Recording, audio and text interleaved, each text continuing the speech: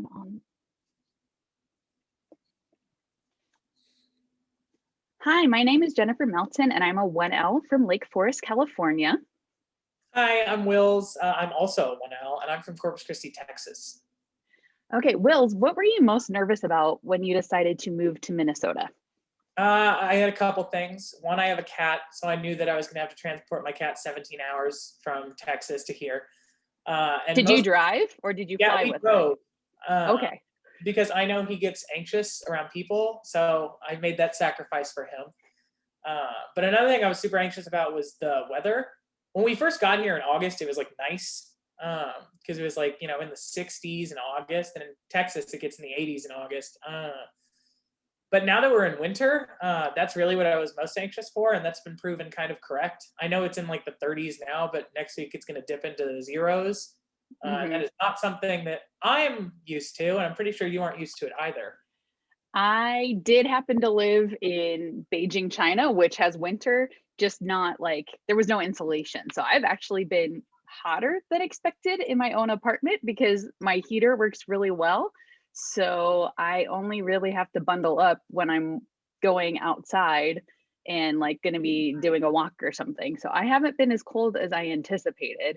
I had never even been to the state before I moved and I was not able to come visit, obviously, because of COVID restrictions. So I had heard about Minnesota Nice, and I have been pleasantly surprised that none of that was this big falsehood or a PR campaign that people were doing. So I have been pleasantly surprised about how big city Minneapolis and St. Paul, the Twin Cities, hi Kat, actually feels. That like coming from like an hour and a half drive to downtown LA, it still feels like there's big city, and I'm hoping when everybody can get their vaccine that we'll actually be able to do big city things. Yeah. Yeah, Speaking of which, well, it's funny you Will, mentioned never like coming to Minnesota because I've been a Vikings fan since sixth grade. So I've been coming up every year at least once for a Vikings game. oh, okay. So I kind of got to experience the Minnesota Nice, and I loved it. There's Texas Nice too. It's a little different, but it's the same thing. And I got to experience the weather and stuff, and I got to actually walk around the law school one of the times I came for Oh, a Vikings game, awesome. not knowing I wanted to go to law school yet. I was just like, oh, this is close to my hotel. Why not? But that's interesting. hmm Yeah, so many people didn't get the chance to tour or visit the law school, which I can imagine would be rough when you're deciding whether you want to go to a law school or not. Yes, and to any potential gophers that are nervous about that, I want to say like the experience that I had people over Zoom and on the phone and through email has been even more warm and genuine once I arrived here and got to Mondale Hall. So I want to assure anybody that happens to be my same circumstance, it's not a bait and switch that's coming your way. Wills, what would you tell somebody who's considering moving to the Midwest for the first time? Invest in very heavy jackets and coats. I think that's the one thing I made sure I did first when I decided to come here. I went on Columbia's website and I looked for like the heaviest jacket I could find because I knew how big that would be.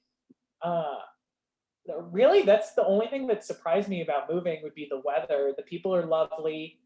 Everyone is so willing to help you. I remember when I moved in, a bunch of local people had like volunteered to work at the apartment building I was at so they could help move people in. I was just me and my grandma who helped me move. We were both so stunned with how nice everyone was. So really just know that you're going to need to bring a good winter wardrobe.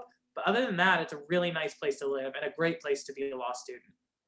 I second that. I would add two things: get a good pair of gloves that can handle moisture, because eventually, hopefully, maybe you'll be able to do winter activities and you want like a good waterproof pair of gloves and a good pair of boots. But if you already own boots, there is this thing called yak traps, which basically you can get off of REI, and they stretch over your boots and they have little coils so you don't slip on the ice. So you can just buy those. They're like $30 and add that to an existing pair of waterproof boots if they don't have good grips. So that would be my one additional recommendation. So thank you so much, Wills. Yeah, this was a blast. Let's do it again sometime.